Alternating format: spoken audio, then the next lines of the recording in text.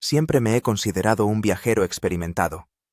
He recorrido el Himalaya, los Andes, la Patagonia, lugares donde la naturaleza pone a prueba la resistencia humana. Pero el Sáhara resultó ser una bestia completamente diferente. No perdona los errores, ni siquiera los más insignificantes. Me llamo Marat Vetrov, tengo 36 años y soy fotógrafo de viajes profesional. Mi especialidad son los lugares de difícil acceso del planeta, que inmortalizo para las principales revistas de geografía. Este proyecto debía ser mi gran triunfo. Una fotoexpedición a través de la parte oriental del Sáhara para un número especial sobre los grandes desiertos del mundo. Nuestro grupo lo formábamos 5 personas. Yo, mi asistente Timur, un guía tuareg llamado Ammar, el conductor Farid y la antropóloga Camila, que estudiaba las tribus nómadas del desierto. Partimos de un pequeño pueblo en vehículos todoterreno, cargados con todo lo necesario para un viaje de 2 semanas: agua, comida, equipo técnico, sistemas de navegación. Los primeros 3 días transcurrieron según lo previsto. Seguimos la ruta marcada en el GPS, deteniéndonos para sesiones fotográficas en los lugares más pintorescos. Ammar resultó ser una verdadera enciclopedia del desierto. Nos hablaba de oasis ocultos, antiguas rutas de caravanas y secretos para sobrevivir en este implacable mundo de arena y piedra. Al 4.º día llegamos a unas formaciones rocosas asombrosas, teñidas de tonos rojizos y dorados.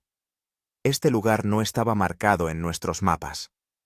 Ammar nos dijo que era un lugar sagrado para su pueblo, que rara vez mostraban a los forasteros. Aquí hay una energía especial, explicó. Nuestros antepasados creían que estas piedras eran puertas entre mundos. Yo estaba fascinado.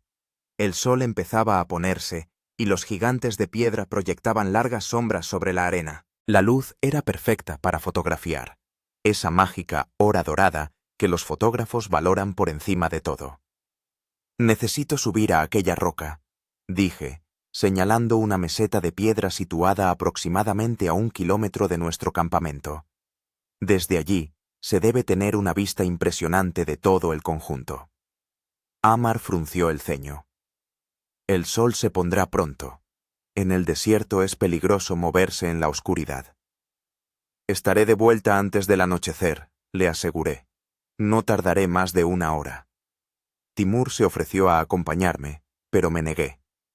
Quédate y ayuda con el campamento. Llevaré la radio y agua. Es cosa de 20 minutos. Camila se acercó a mí antes de que me fuera. Al menos, llévate un GPS. ¿Para qué? Veré el campamento en todo momento, respondí con displicencia, echándome al hombro una mochila con el equipo fotográfico, una botella de agua y un pequeño kit de emergencia. Este fue mi primer y más fatídico error. La subida a la roca resultó más difícil de lo que esperaba. Varias veces tuve que volver atrás y buscar otro camino. Cuando finalmente llegué a la cima, el sol ya rozaba el horizonte. Pero la vista era impresionante. Era como si me hubiera transportado a otro planeta. Caprichosas formaciones rocosas, teñidas con los colores de fuego del atardecer, se extendían hasta donde alcanzaba la vista. Rápidamente monté el trípode y empecé a disparar, olvidándome de todo lo demás. Cuando reaccioné, el sol casi se había ocultado. Era hora de volver. Recogí el equipo y empecé a descender, pero a la luz del crepúsculo la roca parecía completamente diferente. No encontraba el camino por el que había subido. Después de varios intentos, finalmente bajé, pero me encontré al otro lado del macizo rocoso. Saqué la radio para contactar con el campamento, pero solo escuché estática. Debían ser las rocas las que bloqueaban la señal. No pasa nada, pensé. Rodeo el macizo y llegaré al campamento. Pero cuando rodeé las rocas, no vi el campamento, solo el desierto infinito, sumido en la oscuridad de la noche. Intenté orientarme por las estrellas, pero el cielo se cubrió de nubes. Un fenómeno raro en el Sáhara, pero a mí me tocó la china. El pánico empezó a apoderarse de mí, pero lo reprimí. Por la mañana todo estará claro, me decía a mí mismo. Necesito encontrar un refugio para pasar la noche. Encontré una pequeña grieta entre las rocas que me protegía del viento y me acomodé allí, envuelto en una chaqueta ligera. En la mochila me quedaba aproximadamente medio litro de agua. Decidí racionarla, bebiendo solo un par de tragos. La noche en el desierto resultó ser sorprendentemente fría. Tiritaba, abrazándome a mí mismo, y escuchaba sonidos extraños. El susurro de la arena arrastrada por el viento, los lejanos gritos de depredadores nocturnos. No podía conciliar el sueño. En mi cabeza daban vueltas pensamientos. ¿Cómo pude ser tan engreído? ¿Por qué no me llevé el GPS? ¿Por qué no escuché a Amar? En algún lugar lejano oí el rugido de un motor. Me levanté de un salto y empecé a gritar, agitando los brazos, pero el sonido se apagó rápidamente. O era una alucinación, o me estaban buscando en el lugar equivocado. Cuando los primeros rayos de sol tocaron el horizonte, ya estaba de pie. Subí a la elevación más cercana y miré a mi alrededor. El desierto se extendía por todas partes, implacable e indiferente. Ni rastro del campamento, ni una humareda, ni el sonido de un motor. Saqué la radio y volví a intentar contactar con el grupo. Silencio. La batería estaba casi agotada. Otra negligencia. Me había olvidado de cargarla antes de salir. Seguro que me están buscando, pensé. Tengo que volver a la roca donde hice las fotos. Es un punto lógico para la búsqueda. Me dirigí de nuevo hacia el macizo rocoso, pero cuanto más avanzaba, más comprendía la terrible verdad.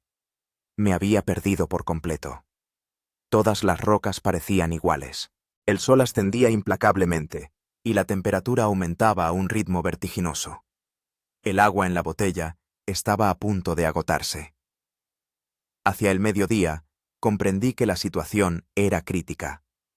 El grupo podría estar buscándome, pero en la inmensidad del desierto, las posibilidades de un encuentro eran prácticamente nulas. La radio se había descargado por completo. El teléfono no tenía cobertura, no disponía de GPS. Me senté a la sombra de una pequeña saliente e intenté serenarme. El pánico era el peor enemigo en una situación de supervivencia, eso lo tenía claro. Necesitaba un plan. Primero, agua. Segundo, refugio. Tercero, señal para los equipos de rescate.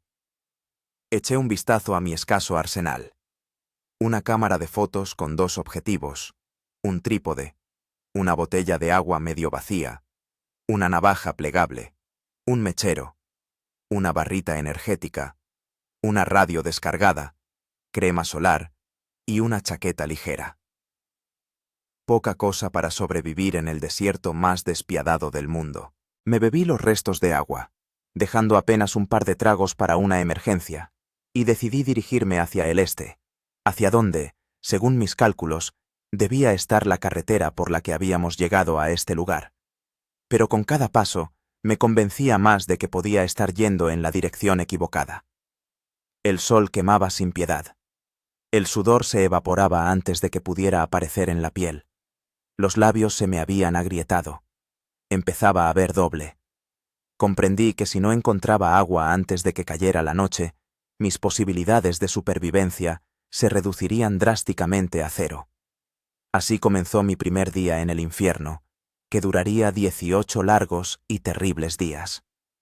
Hacia el atardecer de mi primer día de vagabundeo en solitario por el desierto, la situación se había vuelto crítica. El agua se había agotado por completo. La lengua se me había hinchado y apenas podía moverla dentro de la boca. Los labios estaban cubiertos de dolorosas grietas. Cada paso me costaba un mundo. Sentía las piernas como plomo. Sabía que, sin agua, una persona en el Sahara podía aguantar como máximo 3 días. Tal vez menos, teniendo en cuenta el calor diurno, que alcanzaba los 50 grados. El sol comenzó a ponerse, y decidí buscar un lugar para pasar la noche. Encontré una pequeña depresión en la arena, a sotavento de una duna. y comencé a ahondarla con las manos. La piel de los dedos se desgastaba contra la arena, pero seguí cavando hasta formar un agujero de aproximadamente medio metro de profundidad. Era un refugio primitivo, pero debía protegerme del frío nocturno, que en el desierto llega inmediatamente después de la puesta de sol.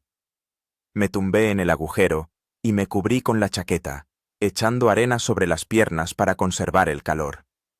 Las estrellas sobre mi cabeza parecían increíblemente brillantes y cercanas. En otra situación, habría admirado el espectáculo, pero ahora solo podía pensar en el agua. La noche trajo un frío que calaba hasta los huesos.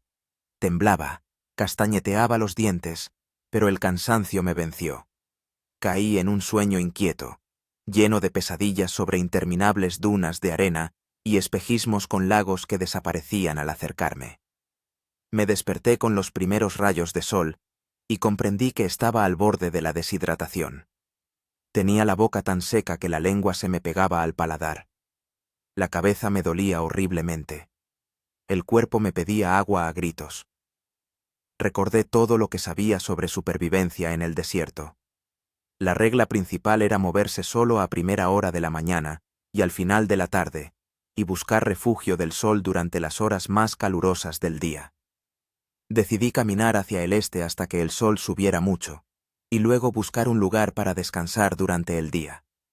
Después de caminar alrededor de una hora, me topé con un pequeño cactus. Era un auténtico regalo del cielo. Sabía que los cactus contenían humedad, pero no estaba seguro de si se podía beber el jugo de esta especie en particular. Decidí arriesgarme. La alternativa era morir de sed. Con la ayuda de la navaja, corté la parte superior del cactus y, con cuidado, exprimí un poco de líquido turbio sobre mi lengua. El sabor era amargo, pero no venenoso. Absorbí todo el jugo que pude extraer, aproximadamente un cuarto de vaso. Era poco, pero suficiente para recuperarme un poco. Hacia el mediodía, el calor se volvió insoportable. Encontré una gran piedra que proyectaba sombra y me acomodé debajo. Me quité la camisa, la mojé con mi propia orina, de la que había muy poca debido a la deshidratación, y me la envolví alrededor de la cabeza. Había leído este truco en un libro sobre supervivencia. La evaporación crea un efecto refrescante. Tumbado a la sombra, intentaba mantener la calma y analizar la situación. Me quedaba la cámara con los objetivos, el trípode, la navaja, el mechero, la botella de agua vacía y los dispositivos electrónicos descargados. ¿Cómo convertir todo esto en herramientas de supervivencia? Desmonté el trípode. Sus patas metálicas podían ser útiles para cavar. Con la correa de la cámara me hice una banda para la cabeza para protegerme del sol. Las lentes del objetivo, en teoría, podrían servir para encender fuego, aunque en el desierto había poco que pudiera arder. Cuando el sol comenzó a inclinarse hacia el horizonte, reanudé la marcha. La debilidad aumentaba con cada paso. En un momento dado, divisé a lo lejos una línea oscura en el horizonte. ¿Un espejismo? ¿O realmente algún cambio en el paisaje? Reuniendo mis últimas fuerzas, me dirigí hacia esa línea. Después de una hora de caminata, comprendí que no era un espejismo. Delante de mí había un uadi seco, el lecho de un río seco. Y donde hay un lecho, puede que haya agua. Bajé al uadi y empecé a buscar indicios de humedad. La arena del lecho parecía ligeramente más oscura. Comencé a cavar con la pata del trípode, profundizando cada vez más. A 1 metro de profundidad, la arena estaba húmeda. Cavé como un poseso hasta alcanzar una capa de arena empapada. ¡Agua! No agua líquida, sino arena húmeda, pero para mí era la salvación. Cogí un puñado de arena mojada y absorbí la humedad. Luego otra vez, y otra.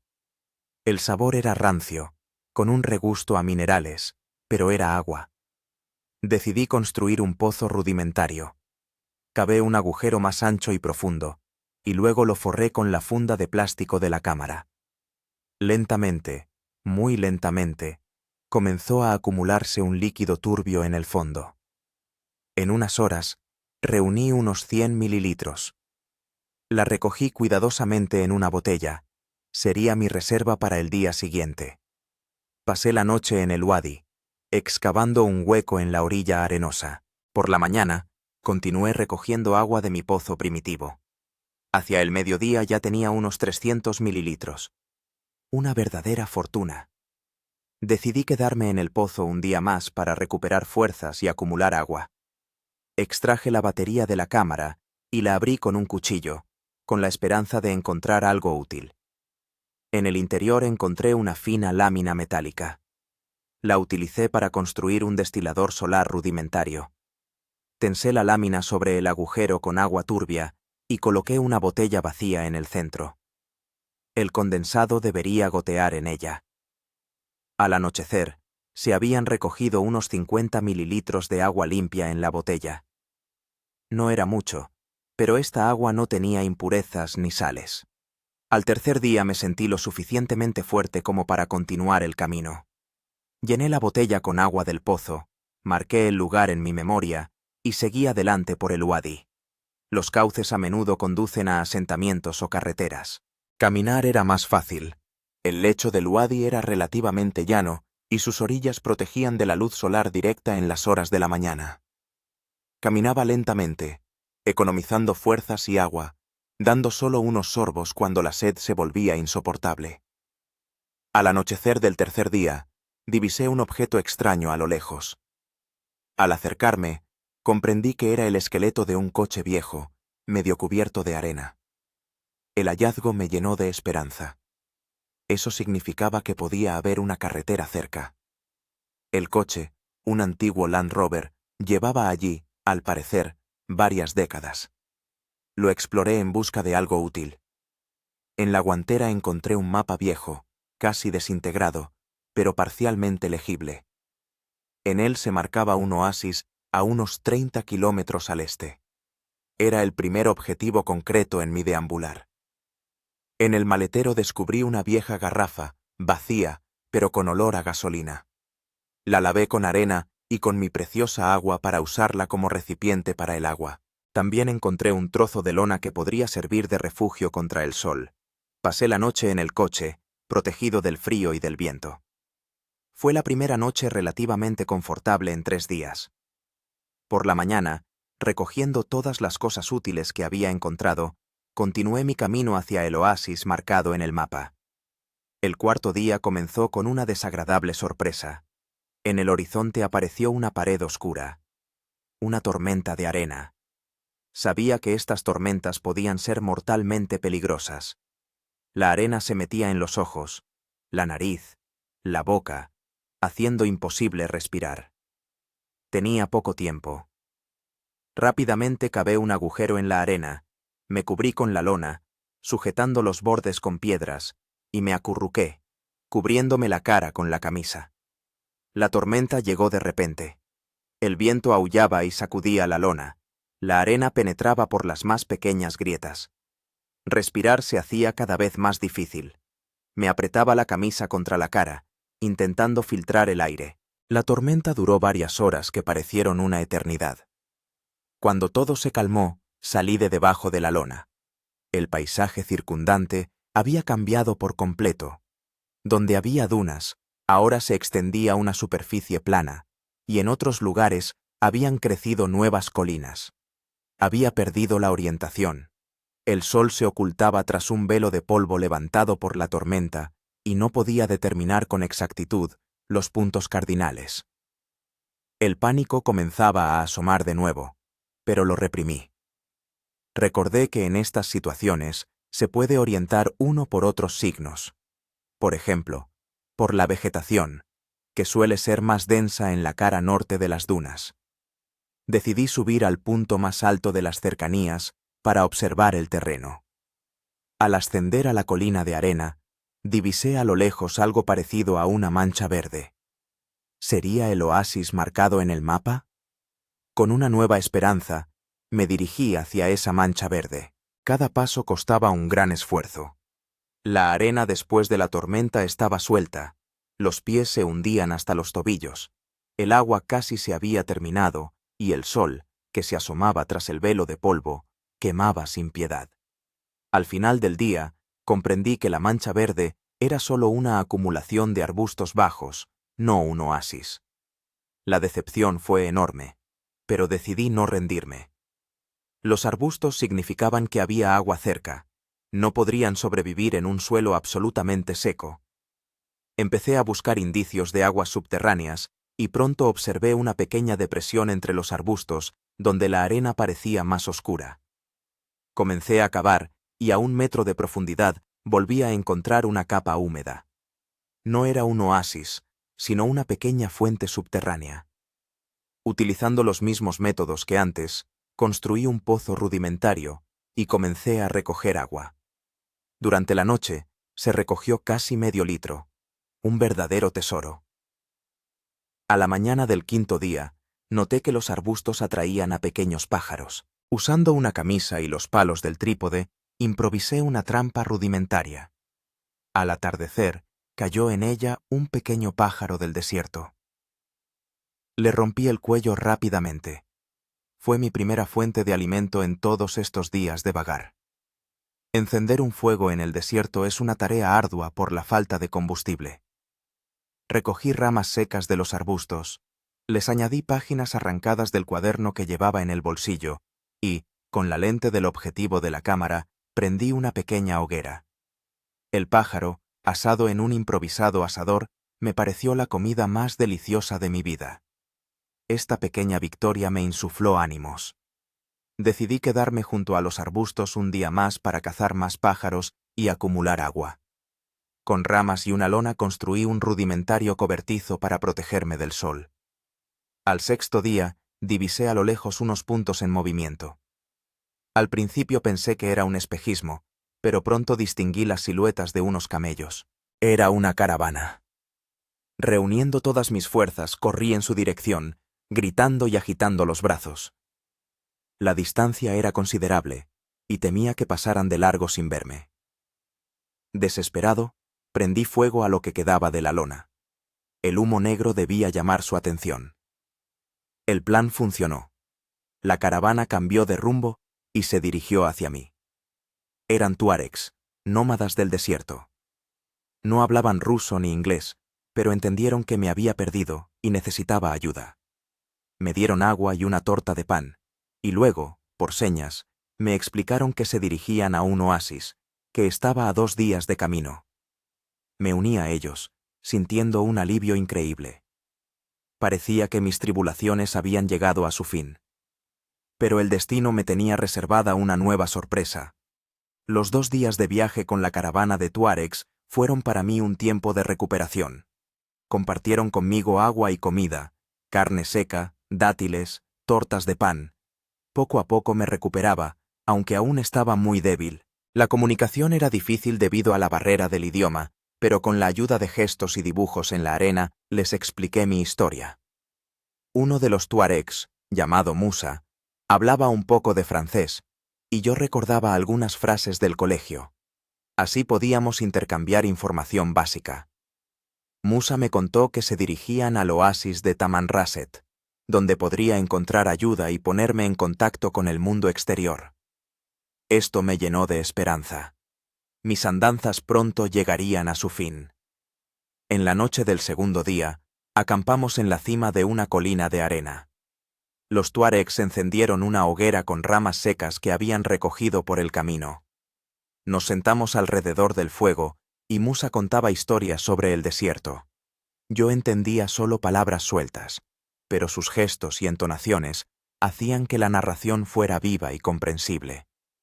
Por la noche me despertaron unos gritos alarmantes. Al levantarme de un salto, vi que el campamento estaba en un caos. Los tuaregs recogían rápidamente sus pertenencias y las cargaban en los camellos. Musa corrió hacia mí y me habló con agitación en francés. Por sus palabras entendí que se acercaba una gran tormenta de arena, mucho más fuerte que la que había vivido antes. Nous devons partir immédiatement. Tenemos que irnos inmediatamente, repetía, señalando el horizonte, donde se oscurecía una siniestra pared de arena. Rápidamente recogí mis escasas posesiones. Los tuaregs ya estaban subiendo a los camellos. Musa me ayudó a subir a uno de ellos, y la caravana emprendió la marcha, tratando de adelantar a la tormenta que se acercaba. Avanzábamos en la oscuridad, iluminados solo por las estrellas y la fina hoz de la luna. Los camellos caminaban rápido, pero la tormenta se acercaba aún más deprisa. Pronto sentimos las primeras ráfagas de viento que arrastraban la arena. «Il faut trouver un abri». «Hay que encontrar refugio», gritó Musa. Delante aparecieron las oscuras siluetas de unas rocas. Los tuaregs dirigieron los camellos hacia ellas, con la esperanza de encontrar protección contra la tormenta. Pero cuando nos acercamos, ocurrió lo inesperado. Mi camello de repente se asustó por algo, tal vez por el olor de un depredador, y se desvió bruscamente, tirándome a la arena. Caí, golpeándome fuertemente la cabeza contra una piedra. Se me nubló la vista y durante unos segundos perdí el conocimiento. Cuando me recuperé, la tormenta ya rugía a mi alrededor y la caravana había desaparecido en la cortina de arena. «¡Musa!», grité, pero mi voz se ahogó en el rugido del viento. Intenté levantarme, pero me daba vueltas la cabeza y de la frente, que se había abierto, manaba sangre. Entendiendo que permanecer a la intemperie era mortalmente peligroso, me arrastré hacia la roca más cercana, con la esperanza de encontrar refugio. Con gran dificultad, llegué a un saliente rocoso y encontré una pequeña grieta, lo suficientemente profunda como para proteger de la arena y el viento. Metiéndome dentro, me acurruqué contra la fría piedra y me tapé la cara con la camisa. La tormenta rugió toda la noche. Temblaba de frío y miedo, me palpitaba la cabeza por el dolor y la herida de la frente seguía sangrando. No tenía agua para lavarla, solo unos tragos en las cantimploras que habían compartido los tuaregs. Por la mañana, la tormenta amainó. Salí de la grieta y miré a mi alrededor. El paisaje había cambiado por completo. Donde antes había dunas, ahora se extendía una superficie plana, y las rocas estaban medio cubiertas de arena. No quedaba ni rastro de la caravana. Volvía a estar solo en el desierto, pero ahora la situación era aún peor. Estaba herido, exhausto y casi sin agua. La herida en la frente se había secado, pero al menor movimiento volvía a sangrar. Me senté sobre una piedra e intenté serenarme. Los tuaregs decían que el oasis de Tamanrasset estaba a 2 días de camino. ¿Pero en qué dirección? La tormenta pudo haberme desviado, y ahora no estaba seguro de dónde estaba el este y dónde el oeste. El sol se alzaba sobre el horizonte. Decidí usarlo como referencia. Si me dirigía hacia el sureste, tarde o temprano debería llegar al oasis, o al menos a una ruta de caravanas. Reuniendo mis últimas fuerzas, me puse en marcha. Cada paso era una tortura. La cabeza me daba vueltas y veía manchas negras. Me hice un vendaje con la manga de la camisa para detener el sangrado de la herida. Hacia el mediodía, el calor se volvió insoportable. El agua se había acabado y la sed me atenazaba. Buscaba signos de vegetación que pudieran indicar fuentes subterráneas, pero a mi alrededor solo había arena y piedras. En un momento dado, divisé a lo lejos un brillo de agua, un gran lago con palmeras en sus orillas. Corrí hacia él, tropezando y cayendo, pero cuanto más me acercaba, más se alejaba el lago, hasta que se disipó en el aire. Un espejismo. La clásica alucinación de un hombre muriendo de sed. Caí de rodillas y lloré de impotencia. ¿Acaso este era el final? ¿Iba a morir aquí, en este despiadado desierto, sin que nadie supiera nunca lo que me había pasado? Pero algo dentro de mí se negaba a rendirse. Una voz que susurraba: «Levántate, da un paso más, y otro más». Me levanté y seguí adelante. El sol empezó a declinar y el calor amainó un poco. A lo lejos, divisé un objeto, demasiado recto para ser natural en el desierto. Al acercarme, vi un viejo poste telegráfico, medio derruido, pero aún en pie. Era lo primero hecho por el hombre en muchos días. Eso significaba que por allí había pasado una línea de comunicación, y quizás también un camino. Decidí seguir la línea imaginaria de los postes, con la esperanza de encontrar otros signos de civilización. Al cabo de un rato, efectivamente, me topé con otro poste, y luego con otro. Formaban una línea que se perdía en el horizonte. Esto me dio fuerzas. Estaba siguiendo el rastro de la presencia humana. La noche me sorprendió en camino. No me detuve, decidido a aprovechar la frescura de la noche para avanzar. Las estrellas me servían de guía, y la línea de postes, de hilo conductor. Al amanecer, estaba exhausto hasta el límite. Los labios agrietados, la lengua hinchada por la sed, las piernas apenas me sostenían. Pero en el horizonte apareció algo nuevo. Una línea oscura, diferente a las dunas o las rocas. Al acercarme, me di cuenta de que era una carretera. Antigua, casi cubierta por la arena, pero aún perceptible, una carretera sin asfaltar. Me arrodillé y besé el asfalto agrietado. Un símbolo de civilización, una promesa de salvación. Ahora tenía que decidir en qué dirección ir. Elegí el este, razonando que allí tendría más posibilidades de encontrar un asentamiento. Caminar por la carretera era más fácil que hacerlo por la arena, pero mis fuerzas se agotaban. Caminaba, tropezando y deteniéndome a menudo para descansar. La sed se hizo insoportable.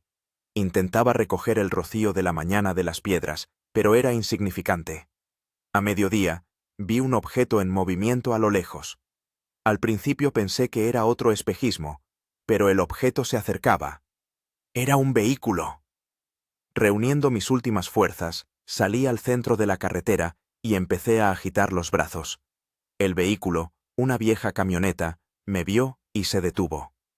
De ella salieron dos hombres, al parecer, lugareños por su vestimenta. Me miraban con sorpresa, demacrado, ensangrentado, hecho unos harapos.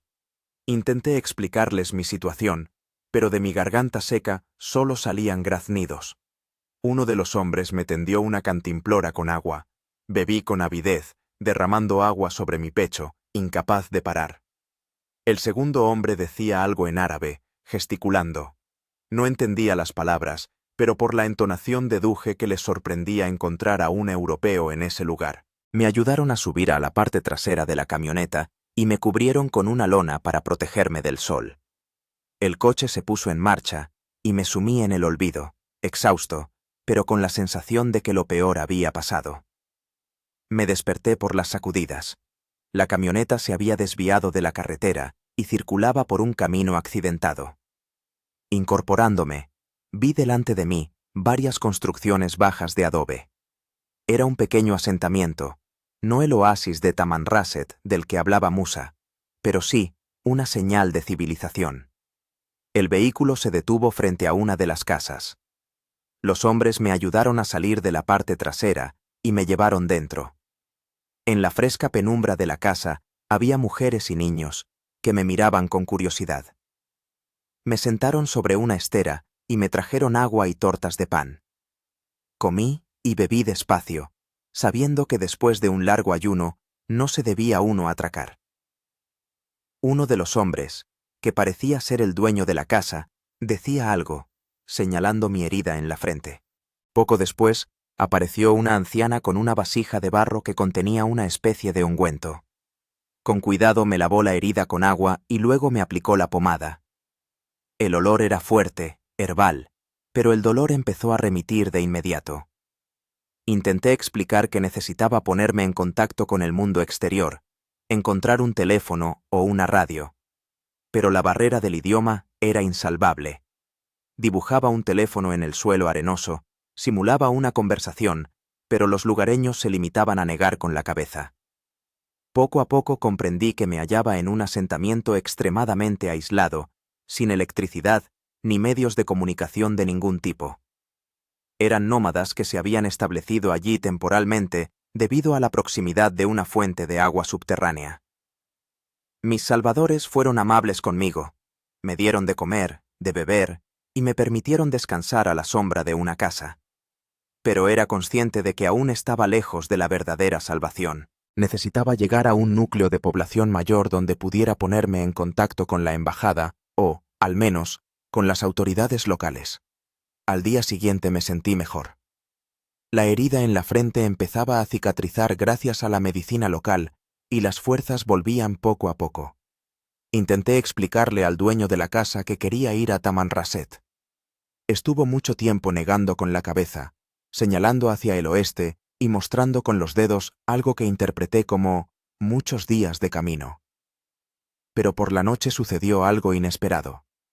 Llegó otro vehículo al poblado, un todoterreno más moderno. De él salió un hombre vestido con ropa de estilo occidental que, para mi asombro, empezó a hablar en francés. Era un médico de una organización humanitaria internacional que recorría los asentamientos remotos con una misión médica. Le solté un torrente de palabras en francés, recordando todo lo que sabía de mis años de colegio.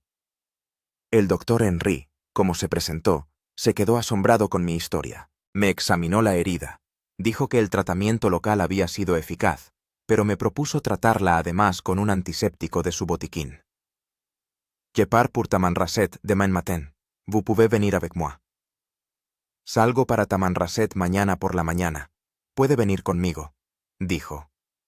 Eran las palabras más maravillosas que había escuchado en los últimos días. Agradecí al doctor y a mis salvadores quienes, aunque no entendían el idioma, sonreían al ver mi alegría. Por la mañana nos pusimos en marcha.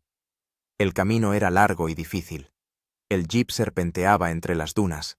A veces se abría paso a través de zonas pedregosas donde no había ni rastro de camino. El doctor Henry me contó que el oasis de Tamanrasset estaba a 200 kilómetros de allí y que llegaríamos por la tarde.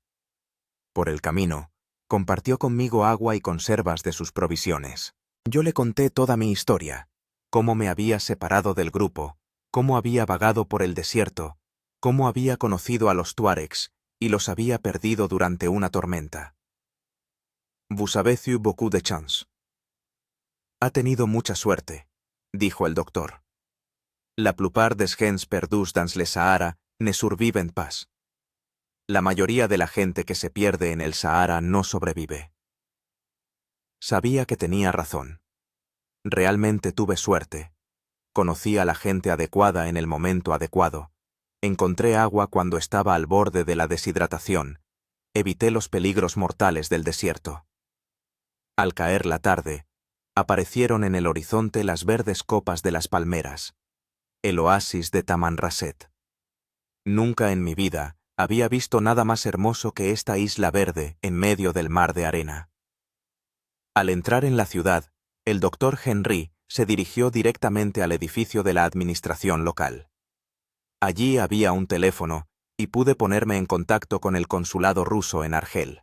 El cónsul se quedó asombrado con mi historia y prometió organizar mi evacuación de inmediato. Permanezca en Tamanrasset, dijo. Enviaremos un avión a buscarle tan pronto como obtengamos el permiso de las autoridades locales. Tardará 2 o 3 días. El doctor Henry me ayudó a encontrar un hotel barato donde pudiera esperar la evacuación. Antes de irse, me dio su tarjeta de visita y me dijo que le gustaría saber el final de mi historia cuando volviera a casa. En el hotel, por primera vez en muchos días, me duché, limpiando la arena, el sudor y la sangre. Mirándome en el espejo, apenas me reconocía. El rostro demacrado, la piel curtida por el sol, los ojos hundidos por la deshidratación y el cansancio. Pero estaba vivo, y eso era lo principal. Me acosté en la cama y cerré los ojos, disfrutando del frescor y la seguridad. Pero el sueño no llegaba. Ante mis ojos se sucedían imágenes del desierto, de las tormentas de arena, de los espejismos. Oía el aullido del viento y sentía la sed que me había atormentado todos esos días. Al darme cuenta de que no iba a poder dormir, salí al balcón del hotel. La noche en el oasis era increíblemente hermosa. Las estrellas brillaban sobre las palmeras. El aire estaba lleno de aromas de flores y frutas. En algún lugar lejano sonaba música, melodiosa, prolongada, nada parecida a lo que estaba acostumbrado a oír en casa. Miré las estrellas, las mismas que habían iluminado mi camino en el desierto, pero ahora parecían amigables, y no testigos indiferentes de mi desesperación. He sobrevivido, pensé. He pasado por el infierno y he sobrevivido. Pero algo dentro de mí había cambiado para siempre. El desierto había dejado su huella en mi alma. Sabía que nunca volvería a ser el mismo. Al día siguiente envié un correo electrónico a mi familia, informándoles de que estaba vivo y que pronto volvería a casa. Luego me puse en contacto con la redacción de la revista para la que debía hacer las fotos. Estaban en shock. Resulta que mi grupo había organizado una búsqueda a gran escala que había durado todo este tiempo. Pensábamos que habías muerto, dijo el editor. Tus compañeros te buscaron durante 3 días, antes de que se vieran obligados a regresar por falta de agua y la proximidad de una tormenta. Informaron de tu desaparición a las autoridades, y la búsqueda se intensificó con helicópteros militares, pero encontrar a alguien en el Sáhara es como buscar una aguja en un pajar. Me enteré de que mi historia ya había llegado a las noticias. Fotógrafo ruso desaparecido en el Sáhara. Ahora habrá un nuevo titular. Rescate milagroso tras 19 días en el desierto. Por la noche, un periodista local vino a mi hotel para entrevistarme. Le conté mi historia, y él, a su vez, me puso al día sobre los tuaregs con los que había viajado. Regresaron a Tamanrasset un día después de la tormenta, dijo. Contaron que habían perdido a un extranjero durante la tormenta de arena. Ellos también participaron en la búsqueda, pero en otra zona. Me alegré de saber que Musa y sus compañeros habían llegado bien al oasis. Quizá aún tenga la oportunidad de verlos antes de irme. Pasé los 2 días siguientes recuperándome y preparándome para volver a casa. El consulado informó de que un avión llegaría en un día y me llevaría primero a Argel y, desde allí, en un vuelo regular a Moscú.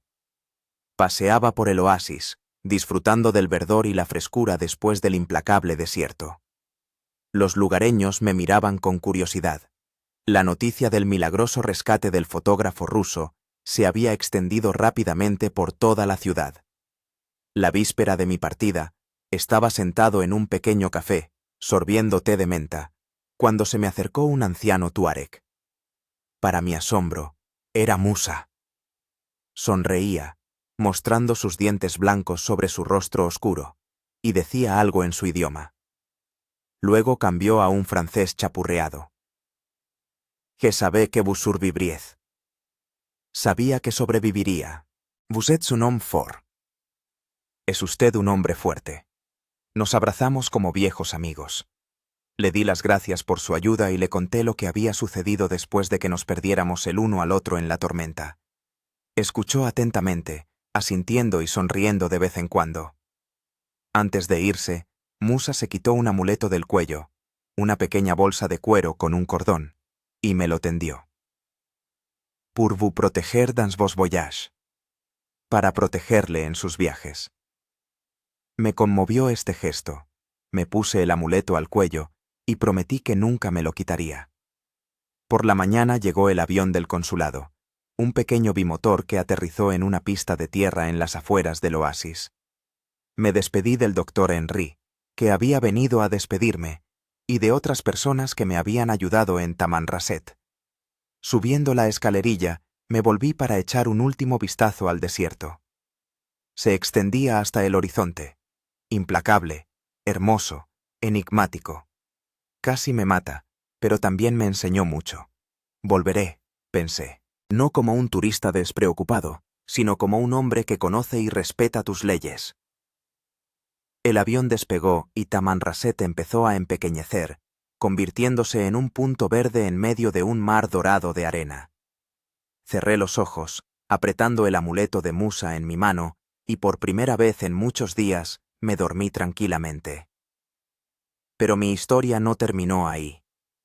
Por delante me esperaba el regreso a casa, el encuentro con mi familia y mis amigos, que ya no esperaban verme con vida, y un largo camino de recuperación, tanto física como mental.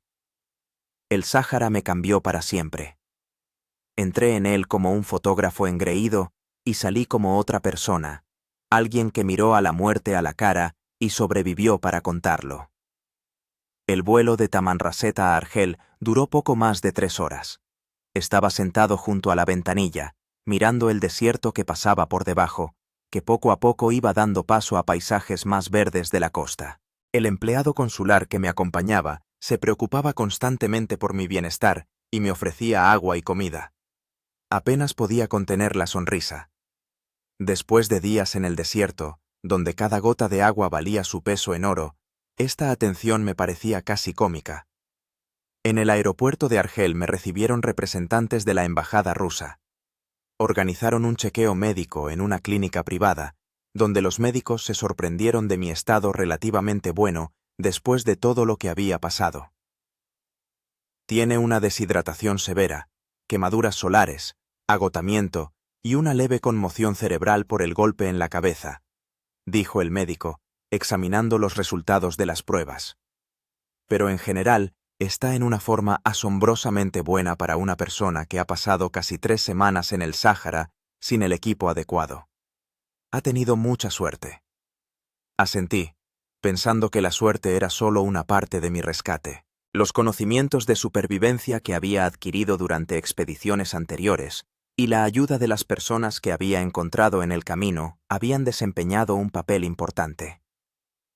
En la embajada, me dieron documentos provisionales para sustituir a los que había perdido en el desierto y reservaron un billete en un vuelo regular a Moscú que salía al día siguiente.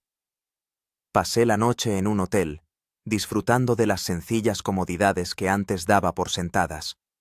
Una cama blanda, una ducha caliente, aire acondicionado. Por la mañana, antes de ir al aeropuerto, salí al balcón del hotel y miré hacia el sur, donde tras el horizonte se extendía el Sáhara. Me invadió una extraña sensación, una mezcla de miedo, sobrecogimiento y una especie de anhelo inexplicable. El desierto casi me mata, pero al mismo tiempo me dio una experiencia que cambió mi percepción de la vida. En el aeropuerto, me topé inesperadamente con Camilla, la antropóloga de nuestra expedición. Regresaba a Europa tras la conclusión de sus investigaciones. «Marat», exclamó al verme. «Dios mío, estás vivo». Nos abrazamos, y sentí cómo temblaba. «Te estuvimos buscando». La voz de Camilla se quebró. Rastrellamos la zona alrededor del campamento durante 3 días, pero después de la tormenta de arena, todas las huellas desaparecieron. Amar decía que lo más probable era que hubieras muerto. En el desierto, rara vez alguien sobrevive más de 2 o 3 días sin agua ni refugio. Ni siquiera yo entiendo cómo sobreviví, admití. Hubo momentos en los que estuve a punto de rendirme. Nos sentamos en un café y le conté mi historia. La búsqueda de agua, el encuentro con los tuaregs, la tormenta de arena y el milagroso rescate. Camilla escuchaba sin interrumpir. Solo movía la cabeza con asombro de vez en cuando. «¿Sabes qué es lo más sorprendente?», dijo cuando terminé. «El lugar donde te desviaste de la ruta». Amar contaba que, según las leyendas de su pueblo, allí habitan espíritus del desierto que a veces se llevan a los viajeros a su mundo. Los tuaregs evitan esos lugares. No quería llevarnos allí en absoluto, pero aceptó por el dinero. Recordé cómo Amar hablaba de puertas entre mundos, y un escalofrío me recorrió la espalda. La parte racional de mí rechazaba las explicaciones místicas, pero después de todo lo que había pasado, ya no estaba tan seguro de mi comprensión del mundo. ¿Y qué hay de los demás? ¿De Timur y Farid?, pregunté. Están bien. Regresaron a Moscú hace 2 semanas. Timur se culpa por no haber ido contigo a aquella roca. Fue mi error, negué con la cabeza. Fui demasiado confiado. Antes de abordar el avión, intercambiamos contactos. Camilla dijo que le gustaría incluir mi historia en su libro sobre el Sahara, si no me importaba. Tu experiencia es única, explicó. La mayoría de las historias de supervivencia en el Sahara terminan trágicamente. Acepté, sintiendo que contar mi experiencia podría ayudar a otros viajeros a evitar errores similares. El vuelo a Moscú transcurrió como en una niebla.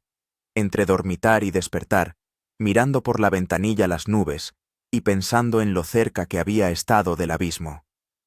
El desierto me enseñó a valorar cada sorbo de agua, cada inspiración, cada instante de vida. En Sheremetyevo me esperaban mis padres, mi hermana y representantes de la revista para la que debía hacer el reportaje. Mamá lloraba, abrazándome. Papá me estrechaba la mano con fuerza, intentando ocultar la emoción. Mi hermana Alina simplemente me miraba con los ojos muy abiertos, como si viera un fantasma. Ya habíamos empezado a prepararnos para lo peor, susurró mamá. Cuando pasó más de una semana sin noticias, la abracé, sintiendo un nudo en la garganta. Solo ahora, al ver el dolor y el miedo en los ojos de mis seres queridos, me daba cuenta de verdad por lo que habían pasado. El editor de la revista, Víctor Pavlovich, me apartó a un lado. Cuando estés listo, nos gustaría tener un material exclusivo sobre tu supervivencia. Será una sensación. Asentí, pero le dije que primero necesitaba tiempo para recuperarme y asimilar lo sucedido. En casa me esperaba otra sorpresa. Timur, mi asistente, estaba sentado en el salón, jugando nerviosamente con los dedos. Al verme, se levantó de un salto, pero se quedó en su sitio, sin atreverse a acercarse. «Perdóname», dijo en voz baja. «Debería haber ido contigo». Me acerqué y lo abracé. «No tienes la culpa. Fui yo quien violó todas las normas de seguridad. Si hubieras ido conmigo, podríamos haber muerto los dos». Hablamos largo y tendido sobre lo que ocurrió después de mi desaparición. La búsqueda, la decisión de regresar a la civilización cuando se acabó el agua, los contactos con las autoridades y la organización de la operación de rescate. «No podía simplemente irme», dijo Timur. «Me quedé en Argelia una semana más, participando en la búsqueda con los rangers locales, pero el desierto parecía haberte tragado. En los días siguientes, me sometí a un examen médico, concedí entrevistas y poco a poco volví a la normalidad. Los médicos se sorprendieron de mi rápida recuperación, pero me advirtieron de posibles secuelas tardías, problemas renales debido a la deshidratación, traumas psicológicos. «Debería acudir a un psicoterapeuta», dijo el médico. «Después de situaciones tan extremas, a menudo se desarrolla un trastorno de estrés postraumático». Estuve de acuerdo, aunque no sentía problemas psicológicos importantes. Al contrario, lo vivido me había dado una extraña sensación de claridad y propósito. Era como si redescubriera las sencillas alegrías de la vida, el sabor de la comida, la frescura del agua, la belleza de la naturaleza. Una semana después de regresar, empecé a escribir el artículo para la revista. Las palabras fluían a raudales. Describía no solo las pruebas físicas, sino también la transformación interna que había experimentado en el desierto. «El Sahara desnuda la esencia del ser humano», escribía. «Quita todas las máscaras y muestra quién eres en realidad. En sus despiadados brazos, comprendí que nuestra vida pende de un hilo, y esta fragilidad hace que cada momento de la existencia sea inestimable». El artículo tuvo un éxito enorme. Empezaron a invitarme a la televisión, a la radio, a programas en línea. La historia del fotógrafo ruso que sobrevivió en el Sahara dio la vuelta al mundo. Recibía cartas de personas que me decían que mi experiencia les había inspirado a replantearse sus propias vidas. Pero la fama también tenía su lado oscuro. Empecé a notar que dormía mal, que a menudo me despertaba en mitad de la noche con pesadillas en las que volvía a vagar por el inmenso desierto. A veces, durante el día, me asaltaban ataques de pánico, sobre todo en los días calurosos o en espacios cerrados y sofocantes. Llevaba siempre conmigo una botella de agua y me ponía muy nervioso si no podía rellenarla. El psicoterapeuta me explicó que era una reacción normal al trauma vivido. Su cuerpo y su mente todavía están en modo de supervivencia. Necesitarán tiempo para comprender que el peligro ha pasado. Poco a poco, aprendí a lidiar con estos síntomas. La meditación, el ejercicio físico y las sesiones regulares de terapia me ayudaron a recuperar el equilibrio interior. 2 meses después de mi regreso, recibí una carta inesperada del doctor Henry. Me escribía diciendo que había seguido mi historia en las noticias y que se alegraba de que hubiera regresado sano y salvo a casa. Al final de la carta había una postdata. Si alguna vez quiere regresar al Sahara, esta vez con el equipo y la preparación adecuados, hágamelo saber. Hay lugares que me gustaría mostrarle, lugares donde el desierto revela su verdadera belleza. Me quedé mirando esas líneas durante mucho tiempo.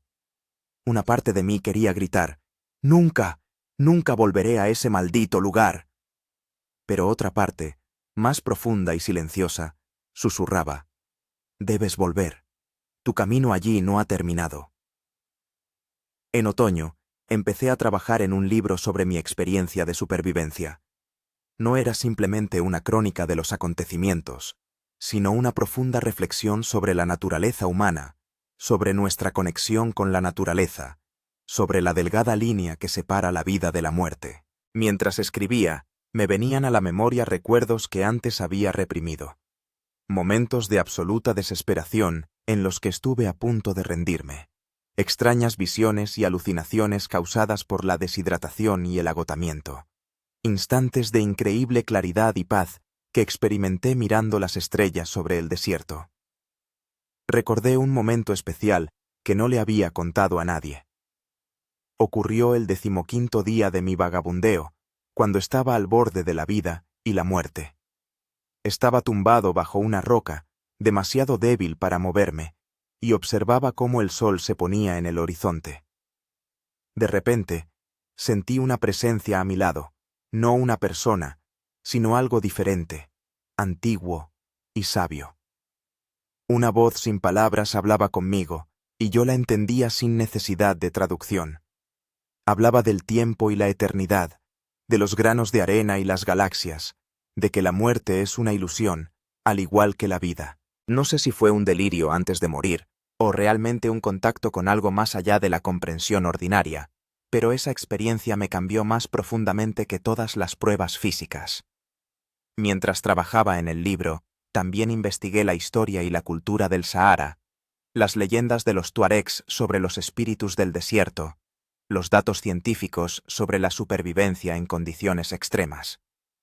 Quería que mi libro fuera no solo un testimonio personal, sino también una fuente de conocimiento para otros. En diciembre, cuando la primera nieve cubrió Moscú, terminé el manuscrito. Lo titulé simplemente 19 días. El editor estaba entusiasmado y predijo un éxito de ventas. Pero para mí lo más importante no era el aspecto comercial, sino la oportunidad de compartir lo que había aprendido. Quería que la gente que leyera mi historia empezara a valorar las cosas sencillas. Un sorbo de agua pura, el abrazo de los seres queridos, la posibilidad de ver las estrellas. Antes de Año Nuevo recibí otra carta, de Musa, el tuareg que me había ayudado en el desierto. No escribía él mismo. La carta fue dictada al doctor Henry, que la tradujo al francés.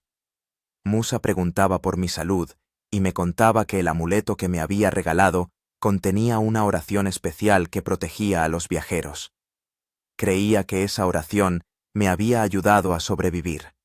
No sabía si creerlo o no, pero cada vez que tocaba el amuleto que siempre llevaba colgado al cuello, sentía una extraña calma y confianza. En enero salió mi libro y se convirtió inmediatamente en una sensación. Viajé por las ciudades con presentaciones, concedí entrevistas, participé en debates sobre la supervivencia en condiciones extremas. La gente me hacía muchas preguntas, pero la más frecuente era, ¿qué fue lo más difícil? Siempre respondía lo mismo. No las privaciones físicas, la sed, el hambre, el calor. Lo más difícil fue luchar contra la desesperación, contra la voz interior que decía, ríndete, cierra los ojos, deja que el desierto te tome. Cada mañana tenía que encontrar una razón para dar un paso más, para vivir un día más. En primavera recibí una propuesta de National Geographic. Querían que regresara al Sahara como parte de una expedición profesional y completara el proyecto fotográfico que se había interrumpido por mi desaparición. Era una oportunidad para cerrar el círculo, para terminar lo que había dejado inacabado. Lo pensé mucho. Una parte de mí tenía miedo de volver al lugar que casi se convierte en mi tumba. Pero otra parte entendía que era un paso necesario para una curación completa. Después de muchas deliberaciones, acepté, pero con la condición de que la expedición se organizara siguiendo todas las normas de seguridad, con guías experimentados, comunicación por satélite y balizas de emergencia. Antes de partir, visité la tumba de mi abuelo, veterano de guerra que siempre fue un ejemplo de entereza para mí. Fueron precisamente sus lecciones de supervivencia, que me dio de niño durante nuestras excursiones al bosque, las que me ayudaron a no perder la cabeza en el desierto. «Vuelvo allí, abuelo», dije, dejando flores en la tumba. No porque no tenga miedo, sino porque debo enfrentarme a mi miedo cara a cara. En abril, volví a pisar suelo argelino. Esta vez todo era diferente. Una preparación exhaustiva, un equipo profesional, equipamiento moderno. Nos dirigíamos a la misma zona donde me perdí un año atrás, pero ahora yo no era un turista incauto, sino un hombre que conocía el valor de cada gota de agua, de cada paso sobre la arena ardiente. Cuando nuestro jeep se acercó a las familiares formaciones rocosas, sentí que el corazón me latía con más fuerza. Aquí empezó todo. Aquí cometí el error fatal al decidir escalar la roca solo. Acampamos no muy lejos. Por la tarde, cuando el sol comenzaba a ponerse, me aparté del grupo y subí a una pequeña colina. Ante mí se extendía el Sahara, majestuoso, implacable, hermoso. Saqué el amuleto de Musa y lo apreté con fuerza en la mano. «He regresado», susurré, dirigiéndome al desierto. No como un enemigo, ni como una víctima, sino como alguien que superó tu prueba y sobrevivió. El viento recogió mis palabras y se las llevó a las infinitas extensiones de arena y piedra. Y me pareció que el desierto respondía, no con palabras, sino con una sensación de profunda aceptación y paz. Sabía que esta expedición sería un éxito. Sabía que tomaría las mejores fotos de mi vida. Y sabía que una parte de mí permanecería para siempre aquí, en este antiguo desierto que me enseñó la lección más importante: valorar la vida en todas sus manifestaciones. El regreso al Sahara con una expedición profesional de National Geographic debía ser el triunfal broche de oro de mi historia. Una preparación meticulosa, guías experimentados, equipos de última generación. Todo apuntaba a que esta vez el viaje transcurriría sin incidentes. Pero el destino tenía preparado un nuevo giro que me obligaría a vivir otra prueba. Los 3 primeros días de la expedición transcurrieron a la perfección. Avanzamos por la ruta previamente diseñada, deteniéndonos en los lugares más pintorescos para tomar fotografías. Trabajaba con energías renovadas, esforzándome por capturar cada tonalidad de la arena, cada juego de luces y sombras en las rocas, cada instante de la vida del desierto. El equipo estaba formado por 7 personas. Yo, 2 fotógrafos de National Geographic, el estadounidense Jason y la francesa Céline, el operador Mike, el guía Bahir, la doctora de la expedición Elena y el conductor Rashid. Todos eran profesionales de primer nivel, con experiencia en condiciones extremas. El cuarto día, llegamos a la misma roca donde comenzó mi odisea un año atrás. Estaba de pie a sus pies, mirando a la cima, y en mi interior luchaban sentimientos contradictorios: el miedo provocado por los recuerdos y un extraño deseo de volver a subir, para cerrar ese círculo. «No tienes por qué subir», dijo Elena, al notar mi tensión. «Podemos fotografiar este lugar desde otro ángulo». Pero yo negué con la cabeza. «No, tengo que hacerlo, no por la revista, sino por mí mismo». Bahir insistió en acompañarme. Esta vez, nadie iba a saltarse las normas de seguridad. Cogimos radios, agua, navegadores GPS y empezamos a subir. El camino a la cima resultó tan difícil como lo recordaba, pero ahora estaba preparado para ello. Bahir y yo avanzamos lentamente por la ladera pedregosa, eligiendo la ruta más segura. Cuando por fin alcanzamos la cima, sentí una extraña calma. La vista era igual de maravillosa, un desierto infinito, teñido de tonos dorados por el sol poniente. Monté el trípode y empecé a fotografiar, hablando periódicamente con el campamento por radio. Todo iba según lo previsto, hasta que Elena comunicó una noticia alarmante. El servicio meteorológico ha emitido una alerta sobre una tormenta de arena que se aproxima. Se mueve desde el suroeste y llegará a nuestra zona en 4 o 5 horas. Tienen que bajar inmediatamente. Bahir y yo recogimos rápidamente el equipo y empezamos a descender. Pero a mitad de camino, el guía pisó mal y, al resbalar sobre las piedras sueltas, cayó. Oí su grito y me di la vuelta. Bahir estaba sentado en las rocas, sujetándose la pierna y haciendo una mueca de dolor. «Creo que me he roto el tobillo», dijo entre dientes. Informé de la situación al campamento. Elena dijo que saldrían inmediatamente en nuestra ayuda, pero quedaba cada vez menos tiempo antes de que llegara la tormenta. «Intenten encontrar un refugio por si no llegamos a tiempo», dijo ella. Miré a mi alrededor. Cerca se veía una grieta en la roca, lo suficientemente profunda como para protegernos del viento y la arena. Con dificultad ayudé a Bahir a levantarse y, apoyándose en mí, cojeó hacia el refugio. El cielo ya empezaba a oscurecer, no solo por el sol poniente, sino también por la tormenta que se acercaba. El viento se intensificaba, levantando la arena y creando una bruma dorada a nuestro alrededor. Llegamos a la grieta y nos acomodamos dentro. Le puse a Bahir una férula improvisada con el trípode de la cámara y le di un analgésico del botiquín. «La historia se repite», dije con una amarga sonrisa. «Otra tormenta de arena, otra vez atrapado en esta maldita roca». Bahir esbozó una débil sonrisa. «Pero esta vez no estás solo, y tenemos agua, comida y comunicación con el campamento». Asentí, aunque sentía que la ansiedad crecía.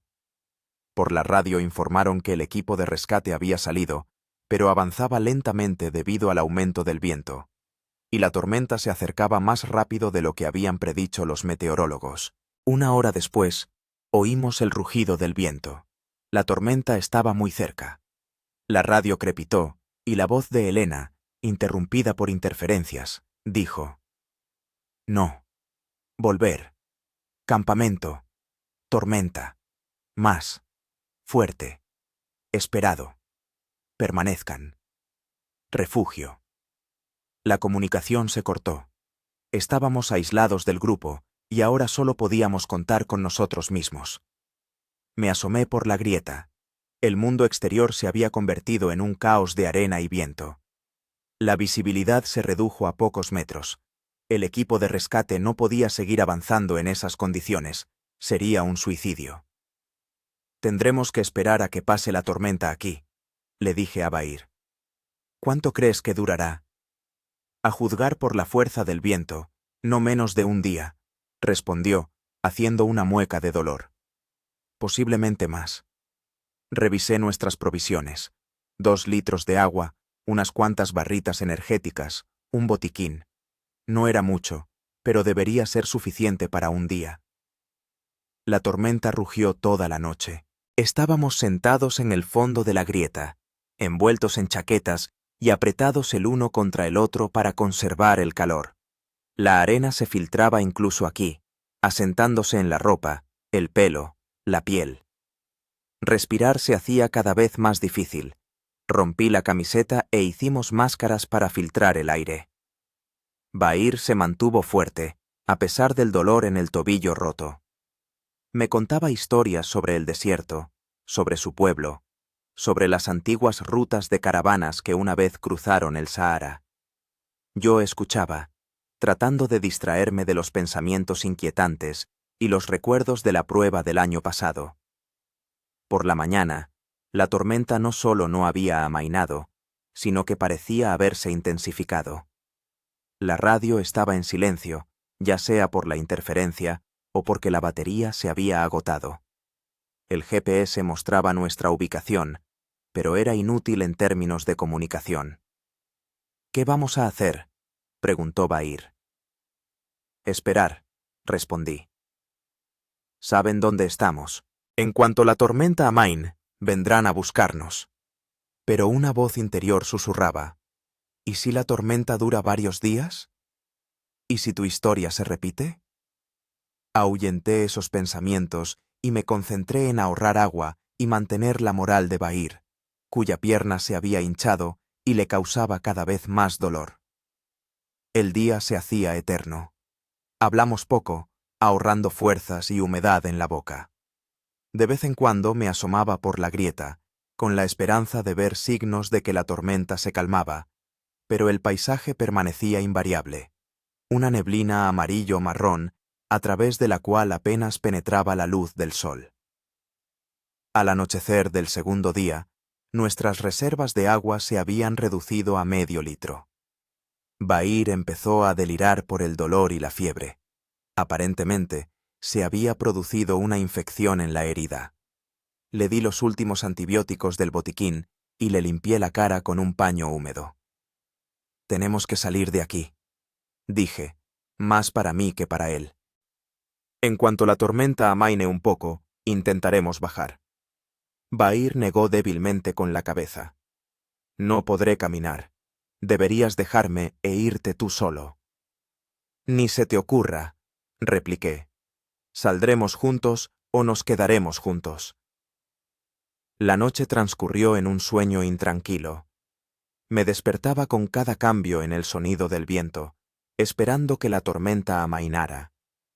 Al amanecer del tercer día, el viento realmente comenzó a disminuir y la visibilidad mejoró un poco. Decidí que esta era nuestra oportunidad. Construí una camilla rudimentaria con el trípode de la cámara y la chaqueta, ayudé a Bahir a acomodarse y empecé a bajar lentamente por la ladera, arrastrando la camilla tras de mí. El descenso fue agónico. Cada paso costaba un gran esfuerzo.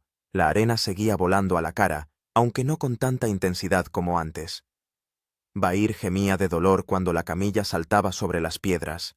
A mitad de camino, vi figuras en movimiento. «El equipo de rescate subía hacia nosotros». Grité y agité los brazos. Nos vieron y aceleraron el paso. Elena fue la primera en llegar hasta nosotros. Examinó rápidamente a Bahir y negó con la cabeza. «Fractura grave. Posiblemente haya comenzado una sepsis. Necesita una evacuación urgente al hospital».